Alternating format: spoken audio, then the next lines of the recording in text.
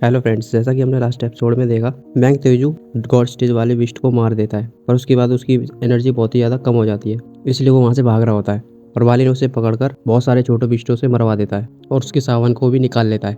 अब आगे पर जैसे ही वो वांगलिन मैंग तेजू के सामान को चुराता है, वहाँ के सारे बिस्टों को वांगलिन की जगह का पता चल जाता है। उसके बाद वे सभी उसके पीछे आने लगते हैं। उन सबको देखकर डेविल शाओ की फट रही होती है और बिस्ट डेविल भी बड़े आराम से वहाँ पर खड़ा होता है, पर उसे भी डर लग रहा होता है। वो लोग अगले लेवल में जाने के लिए बहुत ही ज़्यादा पास होते हैं, पर वो देखते हैं उनको काफ़ी सारे बिस्टों ने इधर उधर से घेर लिया है। वो सोबो डेविल कह रहा होता है, लगता है अब तो हम मरने वाले हैं, पक्का गड्ढे में जाएंगे अब की बार, और अपने सिर को पकड़ने लग रहा होता है। वांगलिन उस पर ध्यान ना देकर बिस्ट डेविल से कहने लगता है, चलो काम पर। उसके बाद वो तुरंत ही अपनी स्पिरिचुअल ऑरा को छोड़ने लगता है और बहुत ही बड़ी साइक्लोन को बनाने लगता है। वे लोग उसके अंदर आगे बढ़ रहे होते हैं, पर आगे के बिस्टों की संख्या कुछ ज़्यादा ही होती है। उनको देखकर सोबो डेविल कहने लगता है, मास्टर इसका कोई फ़ायदा नहीं है, हमारी स्पीड बहुत ही ज़्यादा स्लो है। ये सुनने के बाद वांगली थोड़ा सा सतर्क हो जाता है और इधर उधर देखने लगता है।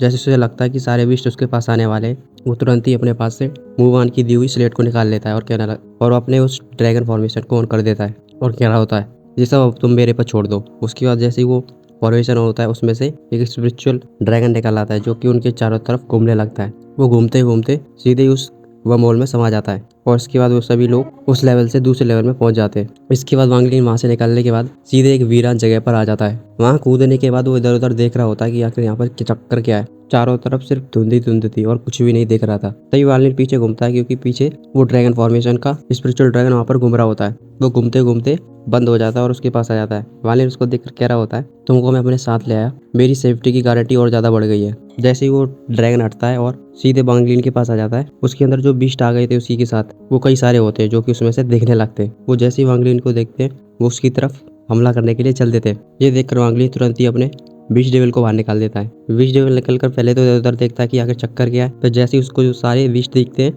वो चिल्लाना शुरू कर देता है। वो सभी बीस्ट छोटे होते हैं और उस बड़े बीस्ट को देखकर रुक जाते हैं। तभी उनके भीतर से एक और बड़ा बीस्ट निकल आता है जो कि उस वांगलिन के बीस्ट डेविल के बराबर होता है। वो सीधा उसके ऊपर आकर हमला करने लगता है और साथ ही साथ चिल्ला भी रहा होता है। वांगलिन का बीस्ट भी नहीं रुकता है और वो चिल्लाते हुए उसके साथ लड़ने लगता है।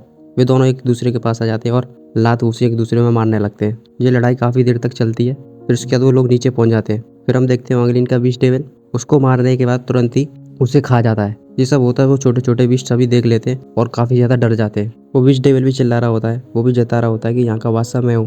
तभी हम वांगलिन को देखते हैं जो कि आगे आता है। फिर वो तुरंत ही अपने डेविल स्टोरेज बैग में सभी को खींचने लगता है। इसके बाद वो सभी सारे छोटे बीस्ट वांगलिन के स्टोरेज बैग में कैद हो जाते हैं। उनको कैद करने के बाद वांगलिन वहाँ से जाने लगता है। थोड़ी दूर जाने के बाद वो तुरंत ही स्वयं डेविल को बाहर निकाल कर फेंक देता है। वो डेविल बाहर आते ही सोचने लगता है, मास्टर तो कुछ ज़्यादा ही दयालु है ना, उसको इतने सारे छोटे भाई जो मिल गए काम कराने के लिए। उससे बहुत ही ज़्यादा गुस्सा आ रही होती है क्योंकि वांगलिन ने काफ़ी सारे डेविल बना लिए होते हैं। फिर उसके बाद वो खड़ा हो जाता है। वांगलिन स्वयं डेविल से कहने लगता है, मेरी जरा रक्षा करो यहाँ पर। ये सुनने का तो तुरंत ही खुश हो जाता है और कहने लगता है, मास्टर ये सब तुम मुझ पर छोड़ दो। और तुरंत ही रक्षा करने की पोजीशन में आ जाता है और इधर उधर हाथ फेंकने लग रहा होता है। वांगलिन तभी अपने पास से मैंग तेजू का स्टोरेज बैग निकालता है और उसे देखने लगता है।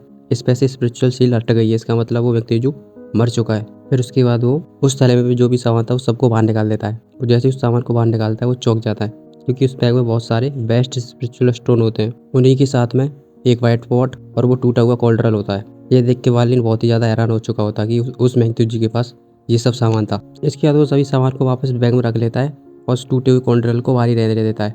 तभी हमें उस टूटे कॉल्ड्रल के बारे में बताने लगते हैं। ये एक थर्ड लेवल का वेपन है और इसका नाम मेडिकल किंग कॉल्ड्रल है। मैंग तेजू ने अपने मास्टर को मारने के बाद उससे ये कॉल्ड्रल ले लिया था और उसके बाद बॉडी फायर से कई हजारों सालों तक इसे रिफाइन किया। उसके बाद ये पॉइजन किंग कॉल्ड्रल बन गया जो कि कई सालों से मैंग तेजू के साथ है।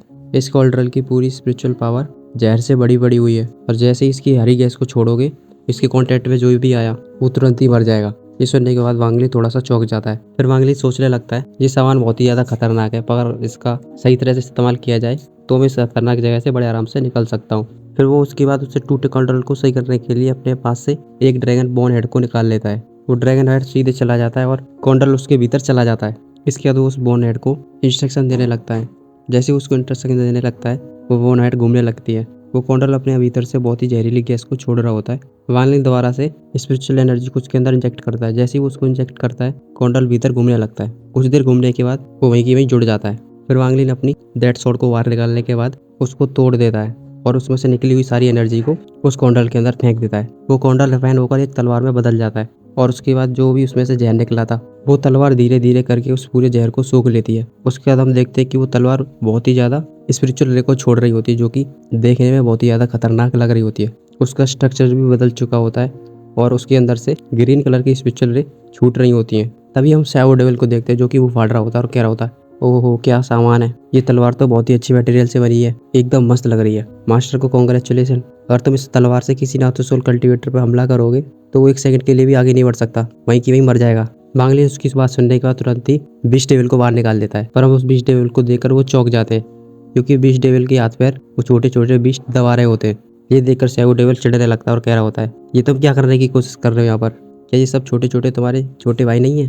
तो क्या हुआ, फ्यूचर में मेरे पास भी होंगे ये सारे, तो क्या हुआ, फ्यूचर में मेरे पास भी होंगे छोटे यंगर ब्रदर जो मेरी भी ऐसे ही सेवा करेंगे। ये सब देखने के बाद वांग लिन वहाँ से जाने लगता है। थोड़ी दूर जाने के बाद वो रुक जाता है और कह रहा होता है, इस जगह को पूरी अच्छी तरह से छान मारो। इसके बाद वो सभी जो डेविल थे छोटे बड़े वो सब इधर उधर चले जाते हैं और उस जगह को पूरी अच्छी तरह से छानबीन करने लगते हैं। वांग लिन अपने कॉन्शियस माइंड से सब जगह को देख रहा होता है। तभी उसे एक पत्थर मिलता है, उस पर लिखा होता है नो रिटर्न। उसमें से आवाज भी आ रही होती है, ये ब्रिज ऑफ नो रिटर्न है, अगर तुम इस पर गए तो तुम कभी भी लौट नहीं सकते। पर लेकिन नो रिटर्न वर्ड को बड़े ध्यान से देखे। वांग लिन ये सुनने के बाद सोच रहा होता है, आखिर इस मैसेज को क्यों छोड़ा गया है। फिर उसके बाद वो वहाँ से उधर ही जाने लगता है। उसके पीछे पीछे उसके सभी डेविल भी आ जाते हैं और वो वहीं पर जाकर लैंड हो जाता है।